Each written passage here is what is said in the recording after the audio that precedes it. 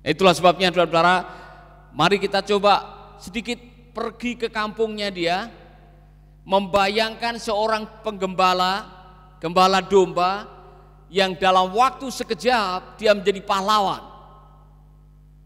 Saudara-saudara, teman-temannya atau saudara-saudaranya, kakak-kakaknya semua pergi perang. Daud suruh menjaga domba. Artinya apa? Dia tidak masuk dalam kualifikasi. Dia tidak bisa masuk di dalam tentara, makanya dia suruh menjaga domba. Unqualified. Dia adalah orang yang unqualified, tetapi Tuhan bisa memakai yang sudah diskualifikasi menjadi orang yang luar biasa di dalam kerajaan Allah. Jadi manusia bisa mendiskualifikasi saudara, tapi Tuhan tidak pernah mendiskualifikasi seseorang. Amin. Mungkin saudara masuk dalam, oh kamu tidak masuk hitungan, ya kan? Tinggi hanya 135, ya. Kemudian saudara belum bisa memenuhi syarat, engkau buta warna misalkan aja, tidak bisa masuk tentara. Tetapi bagi Allah tidak ada yang mustahil. Amin. Nah mari kita akan melihat letak keberhasilan, kemenangan kehidupan Daud yang kalau saudara bisa melihat hampir mungkin setengah lebih dari waktu hidupnya habis di goa, diancam untuk dibunuh oleh Raja Saul. Dia hidup dalam pengasingan demi pengasingan dari goa ke goa, tetapi pada akhirnya dia menjadi raja yang bintangnya sampai dikenal sampai sekarang. Saudara melihat bendera Israel, bintang Daud. Itu namanya bintang Daud. Dan sampai hari ini kisah hidupnya masih menginspirasi banyak orang, saudara-saudara. Itulah sebabnya mari kita akan belajar. Mungkin ada 4 rahasia kehidupan yang berkemenangan yang dimiliki oleh Daud. Yang pertama, Daud menyadari bahwa dia sudah diurapi. Urapan itu yang membuat dia merasa percaya diri. Jadi orang-orang yang diurapi dan menyadari bahwa engkau ada urapan, saudara-saudara kemanapun saudara pergi, saudara akan pergi dengan hadirat Tuhan. 1 Samuel 16 ayat 13. 1 Samuel 16 ayat 13. Perhatikan ada ayat yang menarik di situ saudara-saudara. Segera Samuel mengambil minyak dan melantik Daud dengan upacara perminyakan di hadapan abang-abangnya. Bapaknya kurang memperhitungkan Daud. Maka pada waktu Nabi Samuel datang untuk melihat anak-anaknya, ada yang kelupaan, yaitu Daud yang masih ada di padang penggembalaan. Setelah satu demi satu datang di hadapan Samuel, Samuel mengatakan, bukan ini, bukan ini, bukan ini, sudah habis. Samuel tanya, masih ada lagi?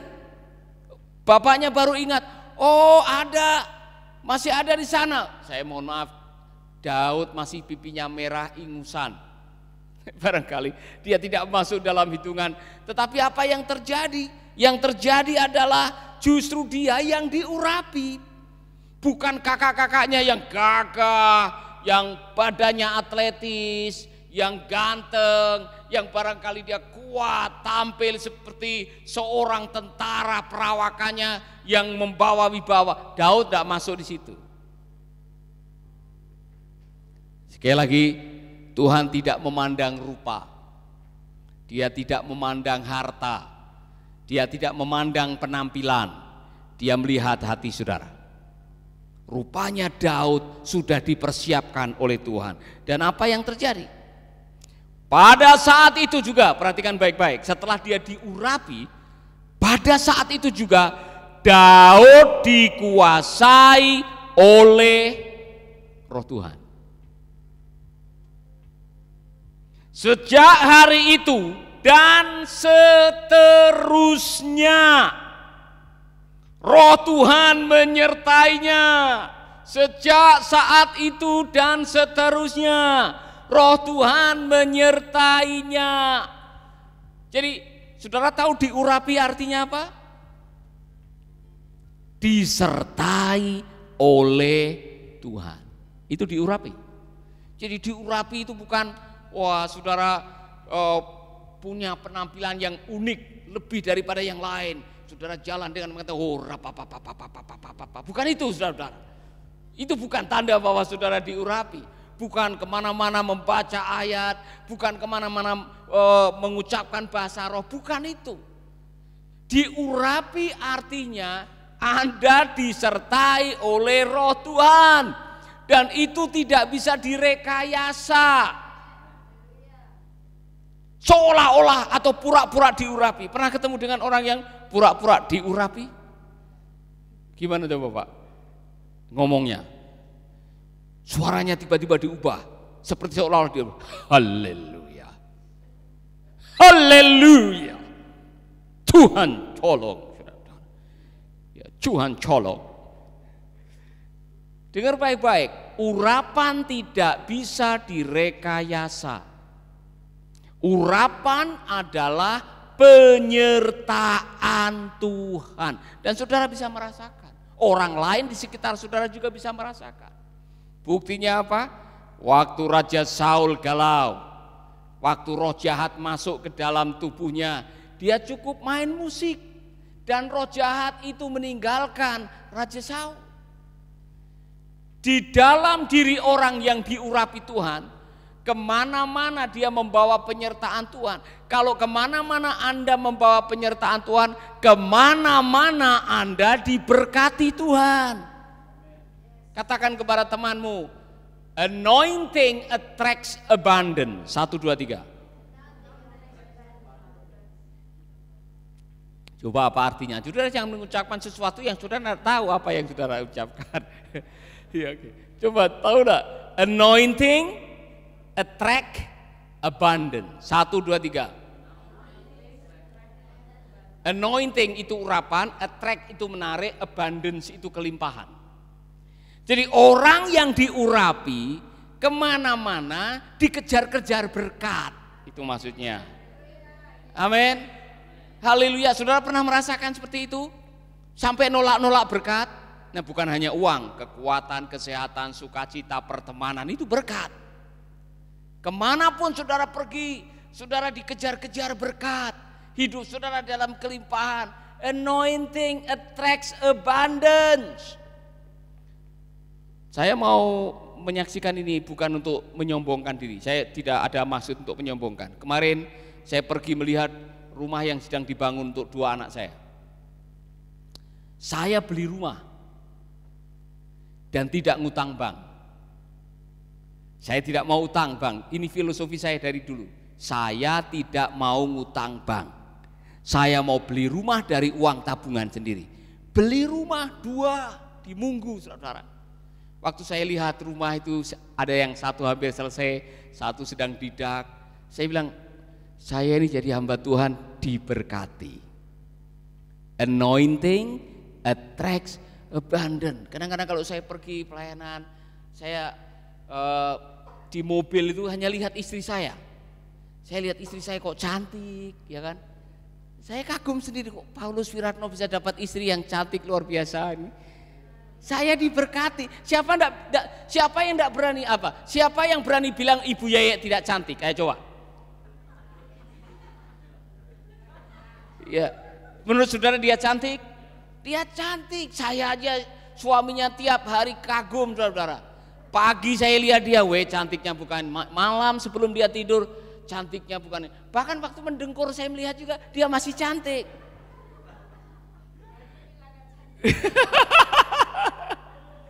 Anointing attracts abundance.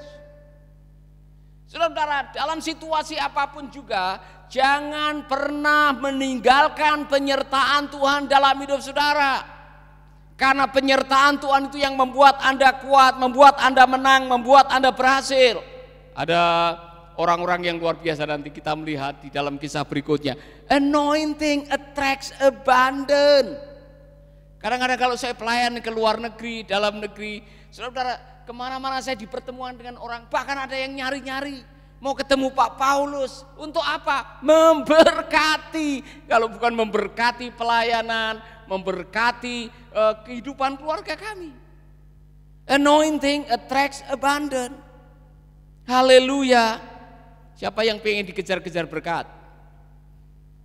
Luar biasa. Yang masih jomblo, siapa yang pengen dikejar-kejar laki-laki? Ya kan? Dikejar-kejar orang, saudara-saudara, kemana-mana, dicari-cari, dikejar-kejar, bahkan digila-gilain atau tergila-gila orang kepada saudara, bukan digila-gilain. Kalau digila-gilain kan orang itu bilang, gila lo, itu digila-gilain. Tapi orang tertarik kepada Anda karena ada sesuatu yang memancar dari wajah Anda, kemuliaan Tuhan. Ada orang yang kemana-mana dia berhasil, namanya Yusuf. Dan rahasia keberhasilannya ada ditulis, dan Tuhan menyertai Yusuf kemanapun dia pergi. Itu anointing. Pertanyaannya, Pak, bagaimana supaya saya bisa hidup dalam urapan Tuhan? Urapan adalah hasil dari hubungan. Kalau Anda setiap hari terhubung dengan Tuhan dalam firman, dalam nyanyian, dalam pujian, kemanapun saudara pergi, saudara memikirkan kebenaran, kemana saudara pergi disertai oleh Tuhan. Ada kekuatan, ada kedamaian, ada sukacita. Itu bukti bahwa Anda hidup dalam urapan. Amin. Amin. Jadi itu yang pertama. Rahasia yang kedua, mari kita akan lihat saudara-saudara. Rahasia yang kedua dari keberhasilannya Daud adalah 1 Samuel 17 ayat 33-35. Apa yang ada di situ? Daud menggunakan pengalaman untuk membangun keyakinan dan percaya dirinya. Dengar baik-baik. Ketika Daud datang kepada Raja Saul menyatakan dirinya bahwa dia mau ikut berperang, Raja Saul sedikit meremehkan dia. Bagaimana mungkin engkau bertanding dengan dia? Engkau masih muda sekali, sedangkan dia sudah biasa berperang sejak masa mudanya. Siapa dia? Goliat. Raja Saul bilang, kamu nih Daud, enggak usah sok, jangan sok hebat, sok kuat, sok pahlawan. Kamu itu masih muda, kamu masih kemarin sore, kamu belum punya pengalaman kan? Kamu belum pernah dilatih. Apakah kamu masuk akabri? Tidak ada. Daud, kamu jangan sok percaya diri. Tetapi Daud menjawab, dia berkata begini, Baginda, hamba biasa menggembalakan domba ayah hamba. Bila mana ada singa atau beruang datang menerkam domba, binatang buas itu hamba kejar dan hantam, lalu domba itu hamba selamatkan. Wow. Dan jika singa atau beruang itu melawan hamba, hamba pegang lehernya, lalu hamba pukul sampai mati. Mungkin Saul mengatakan, itu binatang. Yang kamu hadapi pria 2,6 meter tingginya, namanya Goliat. Dia sudah sejak muda biasa berperang dan sampai hari ini belum ada yang mengalahkan dia. Apa yang dilakukan oleh Daud dengan mengucapkan pengalaman? Dia membangun self confidence dari kemenangan-kemenangan masa lalunya. Jadi jangan pernah meremehkan kemenangan Anda di masa lalu. Katakan kepada teman saudara. Jangan pernah meremehkan kemenangan masa lalu. 1, 2, 3. Tahukah Anda bahwa kemenangan-kemenangan Daud melawan binatang adalah fondasi untuk dia pada akhirnya bisa mengalami kemenangan-kemenangan di kemudian hari. Prestasi, pencapaian apapun juga yang pernah Tuhan izinkan terjadi dalam hidup saudara, itu bukan kebetulan, karena di dalam kamusnya Tuhan tidak ada istilah kebetulan. Amin. Siapa yang waktu sekolah SD pernah mewakili SD saudara lomba cerdas tangkas? Ibu Devi. Bukan kebetulan, ya kan? Itu bukan kebetulan. Siapa yang pernah mewakili SD saudara, saudara lomba catur? Siapa yang pernah mewakili SD saudara untuk lomba nyanyi? Wow, luar biasa. Itu kemenangan, itu prestasi. Saya pernah ikut lomba SD kelas 5, pertama kali saya pakai dasi warna hitam, saya masih ingat. Wow, rasanya luar biasa. Pakai dasi nyanyi lagu Jawa, namanya Mocopat. Jine jening wedotomo, mretan kembo kembenganing pambudi. Aku enggak tahu artinya sampai hari ini. Tapi saya bangga, ternyata itu dipakai oleh Tuhan untuk berikutnya. Saudara-saudara, siapa yang bisa main gitar pertama kali di SMP Boja pada tahun itu? Paulus Wiratno. Modal kunci D sudah bisa membentuk band. Semua lagu pakai kunci D, saudara-saudara. Tetapi itu bukan kebetulan, itu adalah prestasi-prestasi yang ternyata saya menjadi pelajar teladan. Mewakili SMP Boja, ikut lomba pelajar teladan se-Kabupaten Kendal. Apakah itu kebetulan? Tidak ada kebetulan. Kemudian waktu masuk SMA, saya mendapatkan beasiswa Super Semar. SMP kelas 2 saya jadi ketua OSIS, dapat beasiswa Super Semar. Itu semua diizinkan oleh Tuhan. Ternyata pengalaman-pengalaman sukses pencapaian itu tidak ada yang namanya kebetulan. Karena apa? Pertama, itu membangun self image. Anda perlu sukses dalam hidup. Karena sukses menaikkan cara pandangmu terhadap dirimu sendiri. Amin. Orang-orang yang percaya diri seperti Daud adalah orang-orang yang biasa sukses di masa lalu. Daud biasa sukses. Dia bilang apa? Tuhan, jangan meremehkan saya, Tuhan Raja. Saya ini pernah mengalahkan binatang-binatang yang mencoba menerkam domba-domba saya. Saya putar lehernya, saya gebuk dia, saya menang. Jadi jangan pikir saya ini anak kemarin sore tidak punya pengalaman. Saya punya pengalaman. Aplikasinya apa? Yang muda-muda saudara-saudara di rumah, catat baik-baik pengalaman-pengalaman hidup saudara. Karena pengalaman itu diizinkan oleh Tuhan untuk membentuk keyakinan saudara. Amin.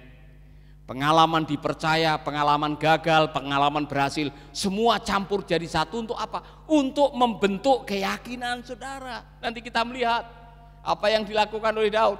Daud datang menghadap Goliat bukan dengan senjata atau pakaian perang yang dimiliki oleh Saul.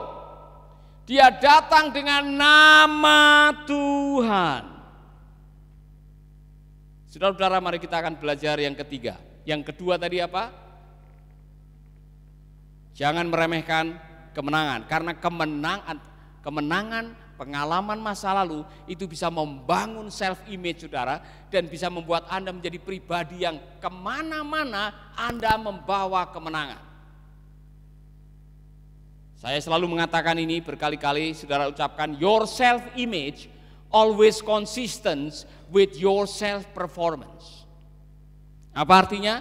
Cara Anda memandang diri selalu konsisten dengan perilaku performance Anda di masa depan. Orang yang percaya diri dari jalannya sudah ketahuan. Mau tahu orang yang kalau percaya diri jalannya seperti apa? Tegak, percaya diri. Orang yang tidak percaya diri, minder, jalannya seperti apa? Tidak yakin dengan dirinya sendiri. Cara Anda tampil itu sudah mempengaruhi keputusan orang. Maka bangunlah self image saudara dengan baik seperti apa yang dikatakan oleh Tuhan, bukan seperti apa kata orang. Amin. Kalau orang bilang, "Woi, kamu gembrot," enggak usah percaya. Ya. Atau kamu, "Hei cebol, mau kemana bol?" Ya kan? Jangan percaya saudara. Ya, "Hei bopeng, mau mana peng?" Enggak usah percaya. Percayalah bahwa engkau yang terbaik yang Tuhan berikan dalam hidupmu, dan rasa percaya itu yang akan membangun self image saudara. Haleluya. Amin. Rahasia yang ketiga, gunakanlah talentamu sendiri. Untuk menjadi sukses, jangan niru orang. Gunakanlah potensimu sendiri. Jadi ceritanya begini, saudara-saudara, Samuel ini setelah diyakinkan oleh Daud, dia bilang begini, kau pakai semua baju perang, ketopong, baju zirah, semua pedang, bawa sana, kau maju perang dengan baju perang saya. Daud bilang, kemudian ia mengambil tongkat gembalanya dan memilih 5 buah batu yang bulat dari sungai, lalu dimasukkannya ke dalam kantongnya dengan umban siap di tangannya. Pergilah ia menemui Goliat. Dia tidak mau pakaian perangnya Raja Saul. Kenapa? Itu pakaianmu. Saya punya cara tersendiri untuk maju perang. Mohon maaf Tuan Raja, terima kasih untuk jasanya, tapi saya tidak akan pakai baju Tuhan. Tuhan sudah memberikan talenta tersendiri bagi Anda.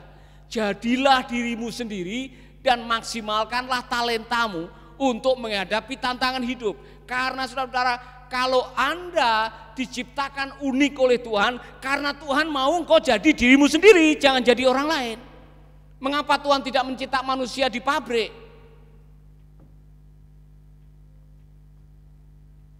Tahu maksudnya? Kenapa Tuhan tidak menjadikan manusia seperti orang membuat roti di pabrik itu yang semua sama? Mereknya sama, warnanya sama, rasanya sama. Tuhan menciptakan setiap orang sebagai limited edition. Engkau unik, tidak ada yang menyamai Anda. Karuniamu unik, wajahmu unik, hidungmu unik, gigimu juga unik, tidak ada yang menyamai. Sidik jarinya juga tidak ada yang menyamai. Mirip-miripnya anak kembar, tetap ada bedanya. Anda unik, Anda istimewa di hadapan Tuhan. Jadilah dirimu sendiri. Fakta bahwa Tuhan menciptakan Anda unik, tidak ada yang menyamai Anda karena Tuhan mau Anda seperti dirimu sendiri, jangan jadi orang lain. Ada yang pengen tampil seperti Meriam Bellina. Operasi plastik hidungnya dibikin seperti dia, bibirnya, rambutnya semua. Saudara-saudara, nanti kalau masuk surga Tuhan bingung. Saya menciptakan kamu tidak seperti ini. Ya kan? Itulah sebabnya saudara-saudara, saya mau saudara-saudara menyadari bahwa gunakan keunikan hidup saudara, karunia saudara, talenta saudara, karena di balik talenta dan karunia yang Tuhan berikan, Tuhan punya rencana khusus. Buat saudara-saudara, berbahagialah dan berbanggalah dengan siapa Anda. Amin. Jadilah dirimu sendiri seperti yang Tuhan mau. Katakan kepada teman saudara. Jangan suka niru-niru orang, ya kan? Agnes Monica pakai baju sebelah, saudara pakai baju sebelah, ya kan?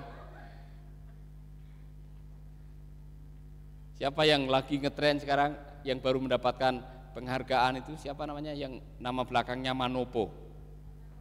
Amanda Manopo. Saudara kok hafal semua? Ya. Kemudian ada satu yang baru mendapat penghargaan, apa Loka namanya, itu siapa namanya? Kok saudara tahu semua?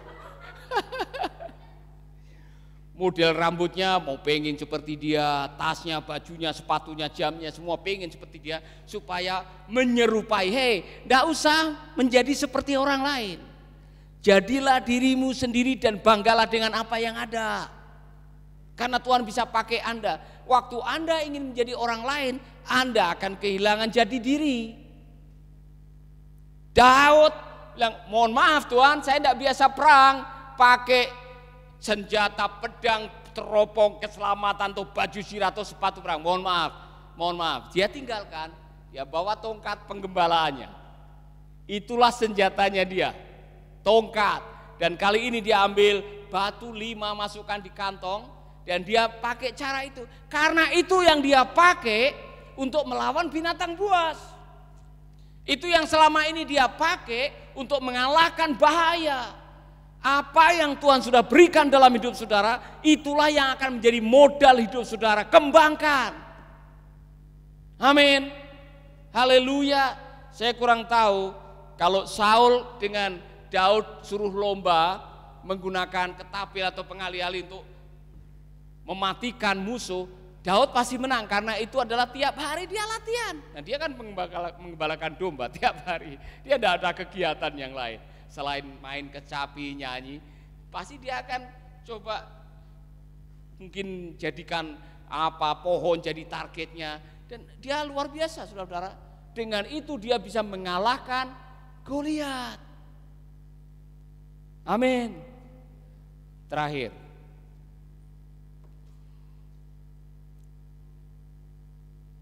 dia datang dengan iman yang dibangun sejak dari kecil. Daud panas sekali pada waktu dia mendengar Goliat menghina umat Israel.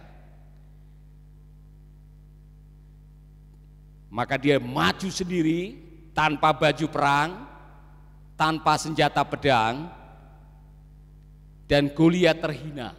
Saudara bisa membaca di dalam 1 Samuel 17 ayat 43 sampai 45. Kata Goliat kepada Daud, "Untuk apa tongkat itu? Apakah kau anggap aku ini anjing?" Lalu Daud dikutukinya demi para dewanya. Wow, ini psy war, perang psikologis. Biasanya dalam perang orang mengancam dengan kata-kata untuk menjatuhkan dulu, ya kan? Tapi Daud dia tidak terkecoh.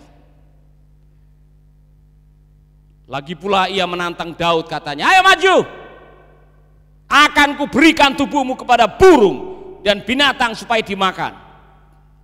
Perhatikan kata berikutnya. Tetapi Daud menjawab, "Engkau datang melawanku dengan pedang, tombak dan lembing, tetapi aku datang melawanmu dengan nama Tuhan yang Maha Kuasa, Allah tentara Israel yang kau hina itu." Aku datang membawa nama Tuhan karena dia yakin dia sudah diurapi oleh Tuhan. Dia tahu bahwa ada penyertaan Tuhan di dalam dirinya. Kalau Anda tahu Anda disertai Tuhan, apa saja yang dilakukan oleh orang yang disertai Tuhan berhasil. Termasuk 5 batu itu bisa dipakai untuk mengalahkan. Goliat tidak menyangka, mungkin Goliat dengan tentaranya menghina Daud.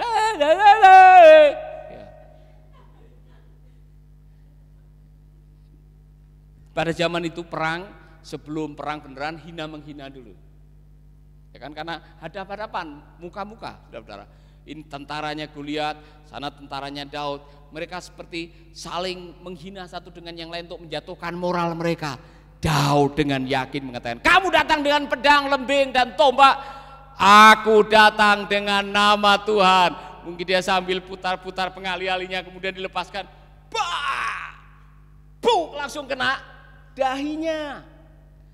Kok bisa pas kena dahinya, padahal dan mereka pakai teropong, apa seperti baju ketopong, maaf, dilindungi semua.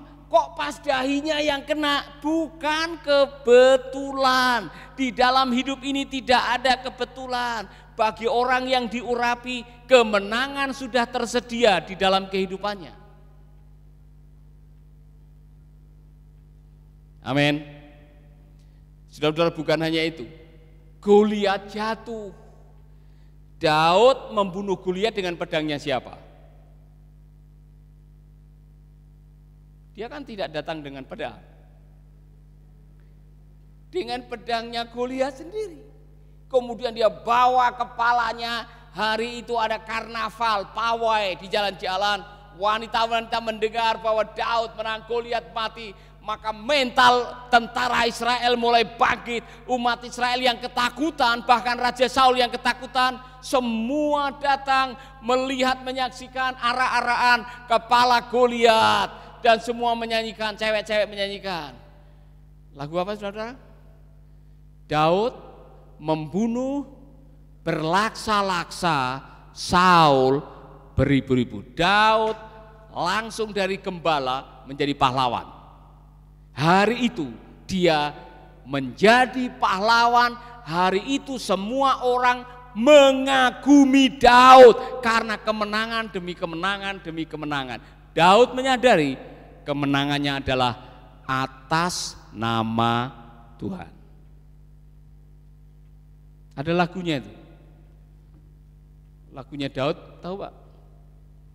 Yang suka kita nyanyikan. Bila roh Allah ada di dalamku, ku kan menari. Itu lain lagi, ya kan? Ada lagu biar 1000 musuh, ya. Bukan itu ya. Pokoknya ada kemenangan yang tidak bisa disangkali yang membuat seluruh Yerusalem mengagumi siapa Daud. Sampai hari ini nama Daud sebagai pahlawan yang gagah perkasa tidak bisa disangkali. Agama-agama yang lain juga mengakui Daud hebat. Daud hebat. Di balik kelemahan-kelemahan yang dimiliki sampai hari ini Daud hebat. Makanya jangan kaget kalau ada orang tua yang kasih nama anaknya David, Daud, ya kan? Luar biasa. Saudara kalau punya nama, mau kasih nama anaknya nanti, mau kasih nama Daud, luar biasa. Jangan kasih nama Goliat. Kasih nama Daud. Saudara ingin hidup dalam kemenangan? Apa rahasianya tadi? Hidup dalam urapan Tuhan. Yang kedua, jangan pernah meremehkan pengalaman berhasil di masa lalu. Yang ketiga, jadilah dirimu sendiri. Yang keempat, dengan nama Tuhan. Kemanapun Anda pergi, andalkanlah Tuhan. Karena orang yang mengandalkan Tuhan akan diberi keberhasilan. Berbahagialah orang yang mengandalkan Tuhan. Saya mau mengajari Anda semuanya, saya sudah mempraktekkan dalam situasi sulit. Saat kita menghadapi COVID, suamimu kena PHK, usahamu berhenti, pelayananmu menurun, engkau dimusuhi banyak orang. Jangan berhenti mengandalkan Tuhan. Karena waktu kita mengandalkan Tuhan, kita akan hidup dalam kemenangan, dengan kemenangan, dengan kemenangan, dengan kemenangan. Mari kita berdiri bersama-sama. Diberkatilah yang gemar merenungkan firman Tuhan siang dan malam. Ia seperti pohon yang tertanam di tepi sungai kehidupan. Amin. Nyanyikan lagu ini. Saya mau mengajak saudara-saudara yang menonton online, nyanyikan lagu ini sebagai sebuah lagu perenungan buat kita semuanya. Amin. Amin. Amin. Saya undang singer maju ke depan. Diberkatilah yang gemar merenungkan firman Tuhan siang dan malam. Amin, amin. Seperti pohon yang kokoh tertanam di tepi sungai kehidupan. Diberkatilah, diberkatilah yang gemar merenungkan. Amin, amin, amin. Firman Tuhan siang dan malam. Seperti pohon yang kokoh tertanam di tepi sungai kehidupan. Bapak Ibu Saudara yang saat ini diizinkan Tuhan mengalami kekalahan, kegagalan, keterpurukan apapun juga, itu sifatnya sementara. Your problem is temporary. Sebentar lagi kami ada perjamuan kudus. Saya ingin saudara meyakini bahwa Yesus sudah melakukan yang terbaik buat kita. Kita berhak untuk mendapatkan kuasanya, penyertaannya, urapannya, rohnya di dalam hidup kita, supaya kita bisa berhasil. Amin. Saudara yang mengatakan, Pak Paulus, saya mau hidup dalam kemenangan, taruh tanganmu di dada. Bapa kami di dalam surga, kami berdoa buat sahabat-sahabat kami yang selama ini merasa kalah, gagal, terpuruk. Kami merasa ada di bawah, di lembah kekelaman, apapun juga yang kami sedang hadapi. Kami ingin menggunakan strategi hidupnya Daud untuk mendapatkan kemenangan demi kemenangan dalam hidup kami. Limpahi saudara-saudara kami dengan keyakinan, rasa percaya diri, kepastian bersama dengan Tuhan kami akan mendapatkan kemenangan. Terima kasih Bapa, terima kasih Roh Kudus.